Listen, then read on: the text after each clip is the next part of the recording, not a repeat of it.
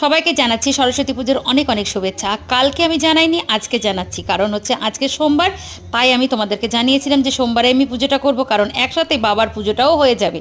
তাই জন্য ব্রাহ্মণের হাত থেকে এই পুজোটা করানোর জন্য আজকে সোমবারেই পুজোটা আমি করেছি। আর আমার পুজোটা হয়ে গেছে একদম 8:30টার মধ্যে পুজো হয়ে গেছে। দেখতেই পাচ্ছ পুজোর পরের ছবি তোমাদের সাথে আমি শেয়ার করছি। তোমরা কিন্তু অবশ্যই জানাতে কেউ ভুলবে না যে আমার সরস্বতী মা কেমন দেখতে হয়েছে। তো প্রত্যেকবারই এইভাবেই পুজোটা করি। দেখতে পাচ্ছ নৈবেদ্য ফল ফুল যেটুকু পেরেছি সাধ্যমতো, মানে ভুজি থেকে শুরু করে মেন প্রসাদ আর কি, সব মেন প্রসাদ তো নৈবেদ্যে, তাই না? তো সেইটা দিয়ে মাকে যতটা পেরেছি আরাধনা করেছি, পুজো করেছি।